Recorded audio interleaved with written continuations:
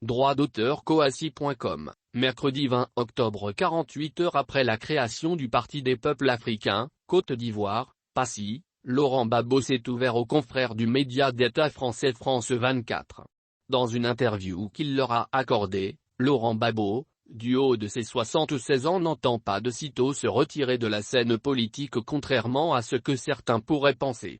D'ailleurs, dans son discours d'orientation dimanche dernier, lors du congrès constitutif de sa nouvelle formation politique, le Passy, Laurent Gbagbo avait lâché qu'il ferait la politique jusqu'à sa mort et personne ne pouvait de ce fait lui imposer un calendrier politique.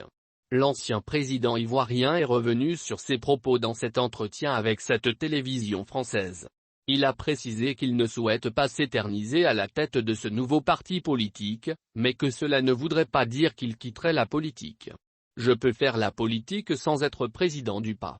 Je souhaite me désengager de la tête du parti en la confiant à quelqu'un d'autre, mais ça ne veut pas dire que je quitte la politique, a-t-il précisé. À la question de savoir s'il participera à la prochaine élection présidentielle, prévue pour 2025, Laurent Gbagbo a été très clair. Si les circonstances sont telles que nous avons la chance de gagner sans moi, on va accompagner celui qui sera désigné, mais si les circonstances sont telles qu'on a la chance de gagner avec moi, eh ben je n'exclus rien. Je refuse que quelqu'un d'autre décide pour ma vie, c'est voulu clair Laurent Gbagbo qui n'exclut de ce fait pas sa candidature en 2025. Est-ce que sa future ex-épouse Simone Gbagbo ferait partie du Passy? L'ex-président rétorque, posez-lui la question, moi, j'avance, je vais devant.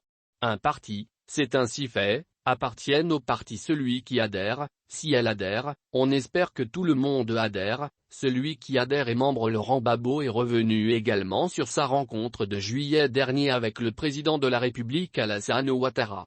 Pour lui, il faut un autre rendez-vous pour solder tous les comptes. J'espère qu'une rencontre prochaine aura lieu surtout pour fixer les caps nouveaux. La réconciliation, ce n'est pas un slogan. Je pense qu'il faut solder tous les comptes et puis se mettre en chemin, a laissé entendre Laurent Gbagbo. Le natif de Mama a tenu à faire savoir lors de cet entretien que c'est le chef de l'État Alassane Ouattara lors de leur entretien du 27 juillet 2021 qui a abordé le cas de l'ancien chef rebelle et ex-président de l'Assemblée nationale, Guillaume Soro. On a évoqué beaucoup de cas dont celui de Guillaume Soro, c'est même le président Alassane Ouattara qui a abordé le cas de Guillaume Soro, a martelé Laurent Gbagbo qui souhaite le retour au pays du président de Génération et Peuple Solidaire, GPS. L'ex-président ivoirien qui avait lâché lors du congrès constitutif de son nouveau parti qu'il récusait sa condamnation à 20 ans de prison dans l'affaire dite de la casse de la BCEAO, Banque centrale des États de l'Afrique de l'Ouest, a affirmé qu'il n'entend rien du chef de l'État sur la question, faisant du coup allusion à une loi d'amnistie ou d'une grâce pour le dédouaner. Je n'ai jamais braqué une banque, je ris et je dis que c'est une mauvaise plaisanterie, on ne va pas me faire admettre ce qui est inadmissible, a-t-il dit. Il a déclaré qu'il est contre la limitation de l'âge à 75 ans pour briquer la candidature suprême. Enfin, lorsque le sujet faisant état de ce que son co-accusé Charles Blé Goudé a demandé pardon pour les victimes des différentes crises politiques en Côte d'Ivoire a été abordé, Laurent Gbagbo s'est voulu très clair sur la question. Moi je ne suis pas Charles Blé Goudé, je ne parle pas comme Charles Blé Goudé, les problèmes qui se posaient en Côte d'Ivoire et qui se posent encore sont des problèmes graves, il ne faut pas s'amuser avec, il faut les mettre sur la table, les discuter, dégager les responsabilités des uns et des autres et puis prendre des décisions au niveau de l'État pour avancer. Moi, je ne me mets pas là pour dire, je demande pardon.